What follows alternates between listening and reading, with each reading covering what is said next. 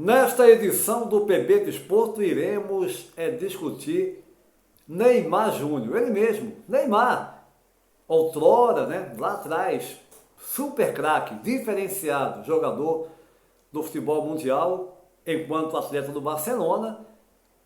Já no final não estava rendendo mesmo, mas teve realmente uma carreira fantástica no Barcelona e no Santos, quando ele começou, que levou a sua contratação pela equipe espanhola, mas depois no Paris Saint-Germain, raríssimos momentos de brilho, no mundo árabe muito menos, e agora no Santos também a gente conta nos dedos, talvez em uma mão, não chega nem a isso, os jogos minimamente aceitáveis do Neymar Júnior. E aí girou essa polêmica, uma parte da população brasileira totalmente contrário, sequer falar em Neymar, a possibilidade de mencionar Neymar para o Mundial, a Copa do Mundo deste ano, e uma outra parte acha que Neymar pode colaborar. E aí é o tema que eu jogo para Antônio Manuel Góes, no Rio de Janeiro, e Fernando César, em Curitiba, no Paraná, e vocês vão ver tudo isso a partir de agora. Fiquem ligados após a nossa vinheta.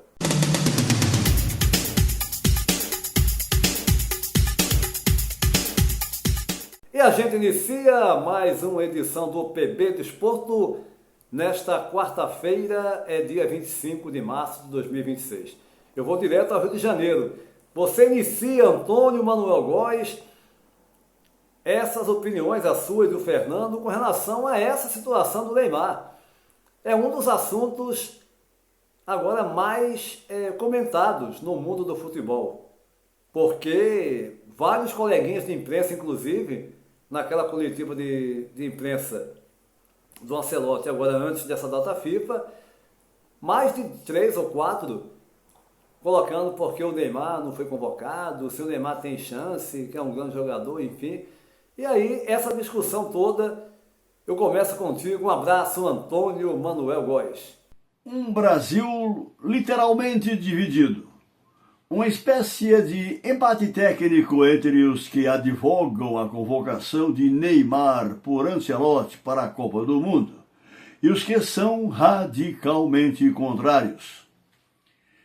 Lembram-se quando Romário, com lesão na panturrilha, foi dispensado em pleno Château de la Fessonnerie, concentração brasileira em 1998, às vésperas do Mundial da França? Fato que gerou uma comoção por frustrar a expectativa geral em torno da sonhada dupla Rorô com Ronaldo Fenômeno. Eram outros tempos, 28 anos atrás, em que as opiniões da crônica esportiva se circunscreviam à TV, ao rádio e aos jornais. Internet nem em sonho. Embora o baixinho, já despachado de volta ao Brasil, tenha protagonizado aqui um festival de lágrimas que descambou para ataques pessoais a Zagallo e Zico, integrantes da Comissão Técnica de Parreira, aos quais debitou sua desconvocação, gerando até contra ele cobrança de reparação na justiça por danos morais. Mas Romário, a rigor, tocou sozinho sua desarrazoada indignação, tendo em vista que a imprensa, embora lhe concedesse espaços para sonoras cutucadas dos repentinos desafetos que criou, ficou mesmo com a palavra final do doutor José Luiz Runco, médico da seleção, a confirmar a lesão do atacante e a impossibilidade de tê-lo recuperado em tempo hábil. Já em 2002, Romário ficou fora da Copa do Mundo do Japão e Coreia do Sul por afrontar publicamente Luiz Felipe Scolari, insinuando que o treinador não dispunha de autonomia para formar o time de sua preferência. Detalhe: Felipão ganhou a Copa sem Romário, com a diferenciada atuação de uma equipe compacta, em seu estilo pragmático, destacadamente, entre outros, Rivaldo, Ronaldo Nazário e Ronaldinho Gaúcho. Eram outros tempos, em que viralizou o deboche atribuído a Romário por sua velada resistência a ensaios físicos mais intensos. Para que treinar? Treinar para quê? Ninguém poria em xeque o desconcertante talento goleador de Romário, internacionalmente reconhecido inclusive no futebol europeu, onde em 1994 fora eleito melhor do mundo. Mas, convenhamos, suas manifestações individuais de insurgência extracampo, apesar de minimizadas por setores da crônica esportiva, não eram tidas como referência profissional. Apesar de provocar recorrentes polêmicas, Romário respondia invariavelmente com uma penca de gols, atributo que o levou a balançar as redes adversárias por Vasco e Flamengo, de forma altamente competitiva, até o final de sua carreira, chegando a marcar 73 gols nos anos 2000, com a camisa cruzmaltina.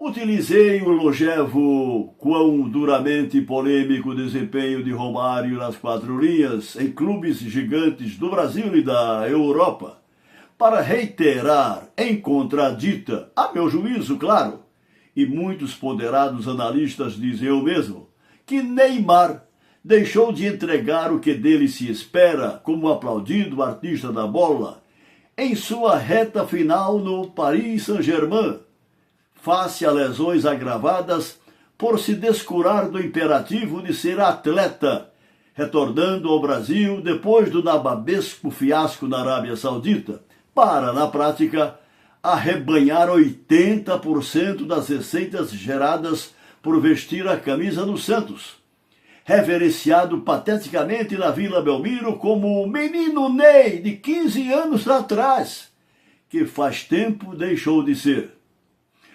Trocando em miúdos, a seleção brasileira, com o celebrado Ancelotti no comando, não depende de Neymar para se habilitar ao maior troféu da FIFA, em cenário de difícil competição, cuja eventual chegada à reta final da Copa do Mundo, pelo andar da carruagem e bem mais que as edições anteriores, exigirá o que o ex-menino Ney, por sua própria inconsequência de ex-craque em atividade, não pode mais oferecer. E Ancelotti, não tergiversemos, tem plena consciência disso, Antônio Júnior. Mas eu não tenho a menor dúvida, Antônio Manuel Góes. Seria uma surpresa, ao meu ver até desagradável, se o Ancelotti se deixasse levar na lista final para o Mundial, para a Copa do Mundo dos Estados Unidos, Canadá e México, colocasse o Neymar entre os relacionados. Eu não acredito. Até porque ele deixou bem claro, não adianta o jogador ter talento, mas estar fisicamente mal, e ele não entrou em detalhes. Você até comentou comigo em off dia desses, ele foi sucinto. Deu aquela resposta, aquela pressão toda, e ele, de forma inteligente, com a experiência que tem, com a capacidade que tem, foi curto e grosso, praticamente dizendo, olha, não dá, né? Mas aí, Fernando, quero lhe ouvir também agora a respeito dessa polêmica em torno do Neymar. A sua opinião, Fernando, um abraço. Olá, Júnior, olá, amigos do PB Desporto. Estamos aí na expectativa desta data FIFA para a seleção brasileira entrar em ação e enfrentar esta seleção da França, que vem sendo também aí uma pedra no sapato do futebol brasileiro. E claro, a França tem uma grande geração de jogadores e mesmo com alguns desfalques, creio que vai ser um bom teste para a seleção com esse grupo, mesmo com ausência de alguns jogadores que, se estivessem bem fisicamente, claro que estariam integrando aí o grupo do Ancelotti. Mas vamos aí ao tema deste programa, deste PB Desporto, que é Neymar na seleção. Eu quero dizer, Júnior, que nessa polêmica eu fico do lado do técnico Ancelotti. O Ancelotti, ele não está preocupado por esse ou por aquele nome do futebol brasileiro, que precisa, independente até da sua condição técnica e física, estar no grupo da seleção.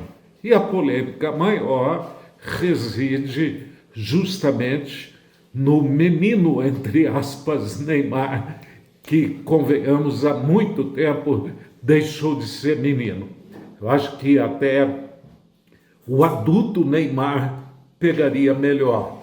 Eu não estou aqui para criticar o Neymar, mas eu estou aqui para entender o que passa pela cabeça do técnico Ancelotti. Desde que o Neymar retornou ao Santos, ele vem alternando presenças em jogos vestindo a camisa do Santos e outras vezes de forma ausente por uma questão física. O Neymar, nas vezes em que ele estava no ápice da sua condição técnica, ele acabou tendo lesões ou vinha de recuperação de lesão e nunca nas competições mais importantes, e a mais importante é uma Copa do Mundo, como essa que estaremos vivendo dentro de poucos dias, o Neymar não conseguiu entregar aquilo que a gente espera de um craque, né? Então ele tecnicamente é um bom jogador, mas quando a gente chega no super craque, ele não chegou a essa condição.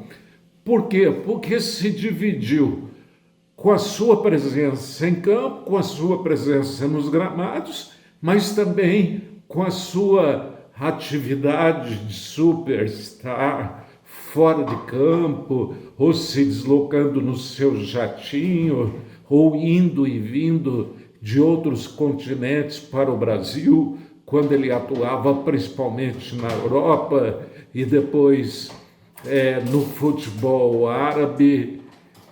Quero dizer o seguinte, para mim o técnico Ancelotti, ele colocou uma situação sine qua non, ou seja, o jogador tem que estar no melhor da sua condição técnica e física, porque a gente sabe da dificuldade, a gente sabe da pressão que é uma Copa do Mundo, ainda mais o Brasil, pela história que construiu ao longo das Copas.